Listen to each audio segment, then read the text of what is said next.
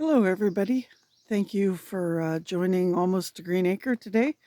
I'm doing a Saturday garden tour. It's just going to be a little video, I guess, just to give you an update on my progress and so you can see what I'm up to. I've primarily, I guess, for the past week been focusing my attention here on this little corner on my south side, and I've been turning the sod. I've got this whole 12 feet or 15 feet, whatever it is, turned over, and I have compost added to that section. And as you can see here by this pile of rocks, this is what's come out of the ground. Some of them are pretty massive. I do have some other rocks over there that are sort of supporting the garden beds that I'm putting in. I just want to show you this. Reminds me, Sandra, of your worm compost bin, Eat My Shorts. I found this in the ground, and obviously the worms aren't eating those shorts, that's for sure. There you go. Anyway, yeah, so just let me bring you in a little bit closer. It's been a bit of an issue turning all the sod. I've had to do it in little sections. And of course, I've changed my design somewhat on the raised garden beds. It was this way, the first one, and I've changed the first one to going that direction. And as you can see here on the corners and along the bottom, there's a huge gap. So that particular corner over there, it's probably about 2.5 inches that I needed to raise it, and I've put a huge rock over there as the foundation to bring it level with this section. And yeah, so going through the turning the sod, I have to be observant of all the perennials that I planted late last fall, and it's been difficult with all those rocks right there, as you can see. Anyway, I just wanted to give you an update as to what's going on. So I've put some cardboard inside the garden boxes themselves, not for any other purpose than just to keep the grass from growing. So as you can see, there we go, there's some cardboard down.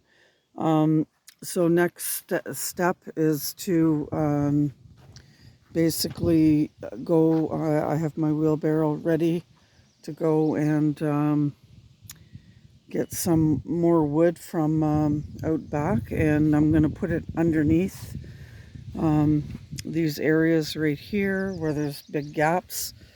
I think you can see that. I've taken and I've turned my camera sideways, so I'm hoping it's giving you guys a landscape view. I was able to get all this area mowed, which is awesome. So I'm just continuing on, breaking the sod, flipping it over, heading out all the way to that post, the furthest post that you can see there. And the next stage here is to not go straight, but I'm going to be going diagonal, I guess.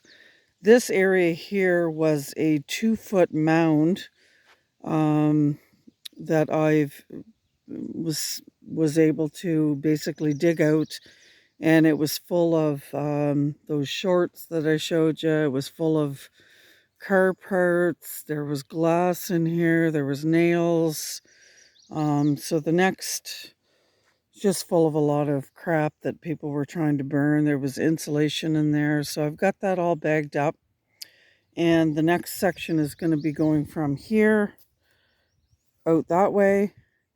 And the idea is to basically, I want to have this going that way so that I could have a 8-foot section so that I could have a trellis going from one 8-foot section to the other 8-foot section over there. Now, I'm not sure what I'm going to be doing with this just yet. I contacted, unlike, you know, everybody in the United States that are able to buy these cattle panels, I guess I'm going to call them, to make as trellises or whatnot, you know, for 20, 30 bucks. I contacted the, what they call co-op country store is the only place that sells them in my area, and they want, I think the price was 78 something. So plus our 15% tax that we need. So it's going to be like $85 or $86 for me to get just one 4 by 16 foot cattle panel. And I don't know. I mean, I would love to have them, but there's got to be a different solution. So that's pretty expensive. And the other thing that I'm waiting on is a call from, let me just turn around, give you guys a different view. I'm waiting on a call from the compost facility to find out if they're open tomorrow so I can go pick up another load of compost, because I probably only have like a couple wheelbarrows full. Anyway, yeah, so the out front, the bushes, the burning bushes are doing really, really well.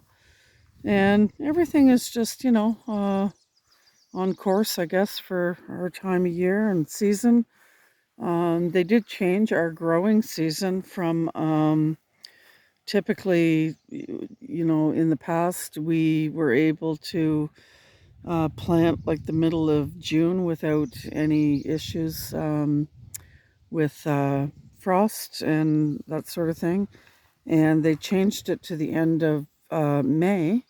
But what I'm finding is that, especially this year, I mean, it could quite possibly be different another year, but this year it's the same. Like, I'm not going to be able to put anything in the ground until probably looking at June 7th or 9th. I just did a weather search, and we're supposed to get a huge rain on either, I think it's the 9th, 7th or 9th, I don't know. So I planned on putting my peppers and my tomatoes in the ground sort of the day before.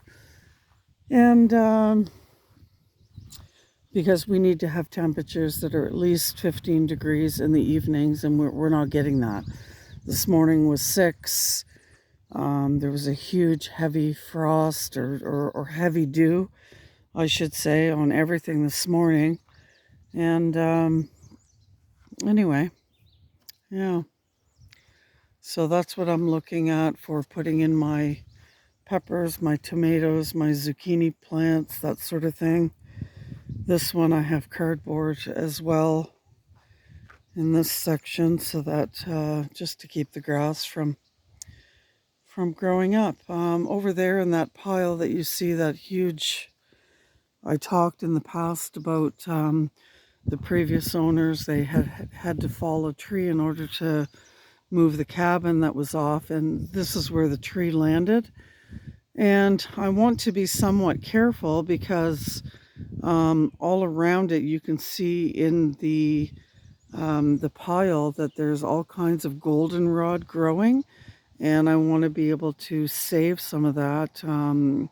The mason bees absolutely love it, and I want to be able to do some preservation of that for different things. I want to make some lotions and that sort of thing later on in the year.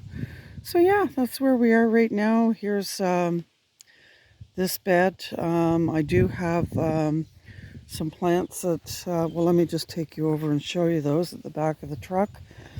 I've been trying to get them used to outside. So I've brought a couple of boxes of plants outside. Some of them are perennials, but then again I have, here they are. So some of these are lupines as they're marked, lupines, and then I have over here, I have what they call, some of them are cosmos. I've lost a lot of the cosmos. And mauve, I think they're called, mauve. Let me just turn this around so that I can show you. Oh, Gwem. No idea what they are. Geum. All I know is that they're a perennial. They come up every year. I got the package inside. But a lot of my perennial plants that I started from seed inside are starting to die. They just don't like it very much. And these lupines, they really need to be put in the ground. So we'll see where we're going to end up putting those. Certainly some of them are going to go here in the area that I've been preparing over there. And I will most likely put a few of them right here in this, where the garlic is, along there, the hostas and this and that. Half the bed didn't come up, so yeah, I just gotta make it a little bit more appealing for plants, I guess. So anyway, I want to thank you guys very much for joining me on this short little tour, and just wanted to give you an update on my progress as to what's going on with me since my last video. So I know that I don't have huge updates, but that's okay. I'm okay with that because, you know, every little bit that we do is good, right? Brings us and puts us in the right direction of where we want to be. So I'm happy with that. So thank you very much for joining me on my Saturday garden tour. I want to thank my host, Grandma Sandy, and co-host. Oh my goodness, I'm not at my computer, guys, so I will put that in the description, of course, my co-host. So I apologize for not remembering your names, but please go check out their channels. Absolutely, they're going to be in the descriptions for everybody to see. So thank you very much for joining me today. Have yourselves a wonderful, beautiful weekend. I hope the weather is blessing you in your gardening endeavors. Thanks. Bye for now.